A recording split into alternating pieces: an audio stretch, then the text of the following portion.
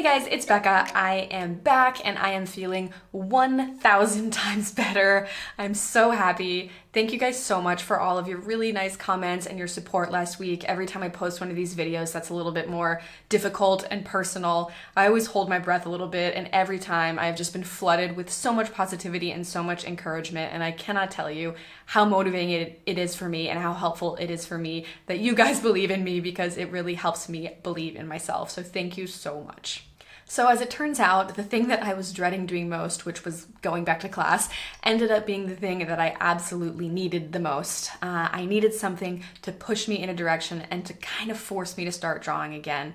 And I was not looking forward to it, but honestly, the second I sat down and the second I committed to actually just putting some energy into drawing, it was like a weight was lifted off of me immediately. I felt an immense relief. And the best part was I remembered so fast that I actually love to draw. Like, I had somehow in a month completely master cleared the fact that I love to do this and I love this work, and it's so inspiring to me and so fun. And I remembered once I started working again, I remembered. So I really needed that push to just get going, and I felt a lot of energy moving forward just from getting started. So that was a huge relief, because I was worried I was gonna start working and then feel blocked again and then continue this cycle of feeling blocked. But as it turns out, just moving in a forward direction was enough to get me back on track. So I've been doing some thinking about what happened. Like, why did I fall into this dark, dark hole? And I think, of course, you're on a journey as an artist. There are going to be dark phases. There are going to be phases where you're not happy with yourself and you're not happy with your work and you're not sure you want to keep going. But usually they're caused by something, and it's usually something internal. It's very little to do with your actual work. And for me, I think I fell into the trap of comparing myself to others. And it's one of those notorious and so obvious art traps that we all fall into at some point. But I think in my case, it was especially profound because I had essentially been working in a bubble for 3 years. I had been training at home, I had been doing online courses, I had not been interacting with other people who were peers. You know, I picked my pace, I picked my classes, I picked my projects. I didn't have any external factors to consider. And so when I started school and I was suddenly surrounded by all of these super talented people in a very professionally focused setting, in a very fast-paced setting, I was just not prepared emotionally for those external factors, because frankly, I had forgotten about them because I've been out of school for 10 years now. So I haven't been in school in a long time, and I forgot how much those factors play into how you feel about your work. And I think for me specifically, I went into the school without a really clear set of priorities and goals about what I wanted to get out of it and where I wanted to be at the end of the experience. I went in thinking maybe it would be better to be relaxed and be open to things, but that was frankly like delusional, because I know who I am. I am not a relaxed person. I am a person that needs goals, and I need to have some sort of idea of where I'm going. I am not sort of a casual person who can just flow through things. I need some structure. And I went in without it. And long story short, what happened was that I ended up just following what other people were doing and essentially getting swept into other people's goals. So if I had a classmate who was really good at character design and wanted to work at Disney, I suddenly felt like I needed to be a character designer that worked at Disney. Or I have a classmate who wanted to do environmental design for video games. I thought, oh, like, I should do environmental design for video games, because like that seems like a desirable thing to do if other people want to do it. And I just lost touch with what I wanted to do because I hadn't really sat down honestly and thought about it, because I wanted to stay open to things. But ultimately, we all have our own path, and we all somehow deep down know where we want to go, and we know what work makes us the happiest. And instead of focusing on what I really wanted to do, I ended up just constantly berating myself that I wasn't good at everything, that I was not a great storyboard artist and also a great environmental designer and also a great character designer and also great at digital painting. You know, I expected myself to be the best at everything, and many of the things were things I'm not actually even interested in. They're important to learn, but they're not things that I'm super passionate about. So I'm in this realization mode right now where I'm realizing that I have to be a little more honest with myself about where I want to be going and what work I like. Otherwise, I'm just going to be swept up in other people's goals and following other people's paths instead of making my own. So moving forward, I am feeling much better because I feel a bit like I'm off the hook for being good at everything. And I feel like I'm giving myself permission to focus on the work that I really love to do. And right now that work is mostly character design. That's the work that I'm finding I'm really drawn to at school. And that's the work that I'm going to focus my energy on.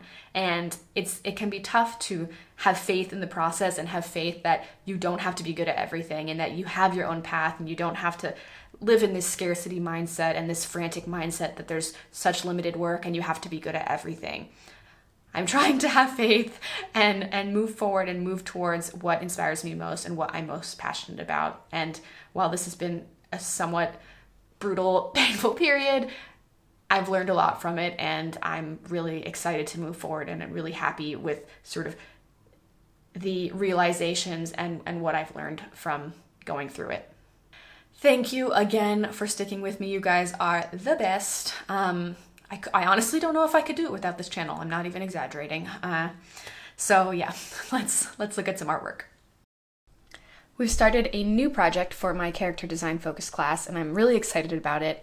We were given some general guidelines as to what our story had to be about, some general characters and plot elements, and I will tell you more about it in a later video, but my story centers around a Native American tribe in the 1860s who returned to their homeland to find that it has been inhabited by colonists who have blocked off their access to water in the region.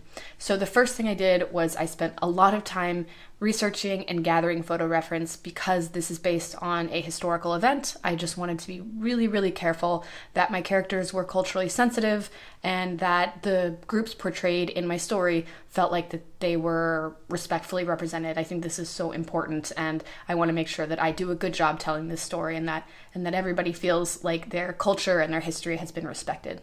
This is only a fraction of the reference and the writing and the research that I did, but it's just to give you an idea of kind of the visual color palette and costumes and the visual language of the story.